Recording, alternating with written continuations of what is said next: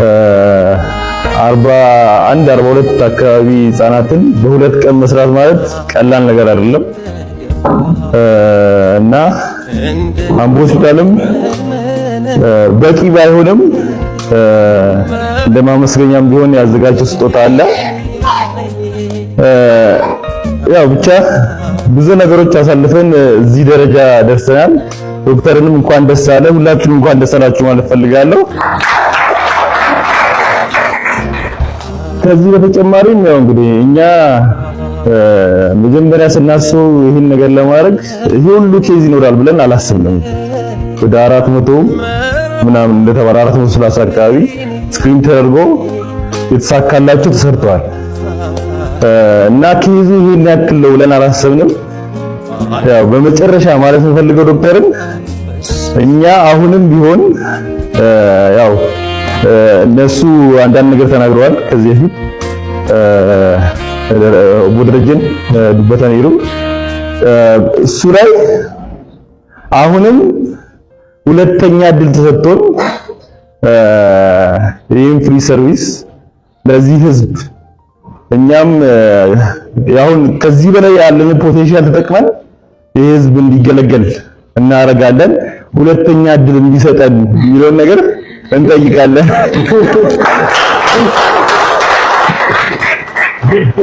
እና ወደ ስጦታው እንሄዳለን። ዶክተር አብይ ነው ይሄ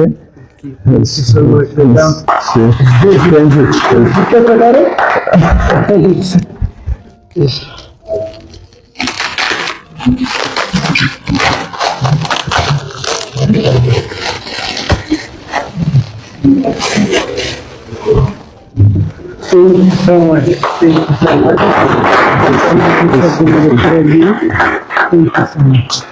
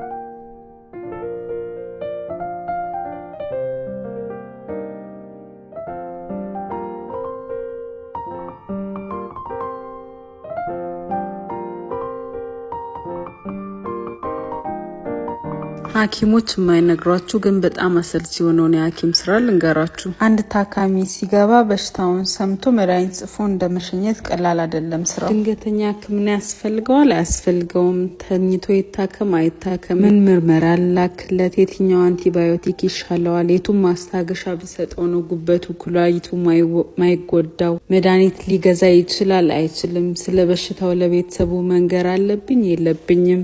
ይህንን ስለ አንድ ታካሚ ብቻ ብናስብ ብዙም አድካሚ አይደለም፣ ግን ስለሚመጣው ስለ እያንዳንዱ ታካሚ እነዚህና ተጨማሪ ሀሳቦችን በጥንቃቄ እያሰቡ እየወሰኑ መዋል በጣም ከባድ ነው። ይህ ደግሞ የአእምሯችንን አቅም ይጨርሰውና ከሰዓታት በኋላ አጥርቶ ማሰብ ሁሉ ይከብደናል። ለዛ ነው ሐኪሞች 2-3 ጊዜ ደጋግሞ ቼክ የሚወስኑት። እያንዳንዱ ውሳኔ የሰው ህይወት ላይ ተጽዕኖ እንዳለው ስለሚያውቁ። አእምሮ እንደዚህ ደክሞ ውሎ ሌላው ይቀርና ራት እንኳን መብላት እንደሚፈልጉ መወሰን አድካሚ ነው የሚሆንባቸው።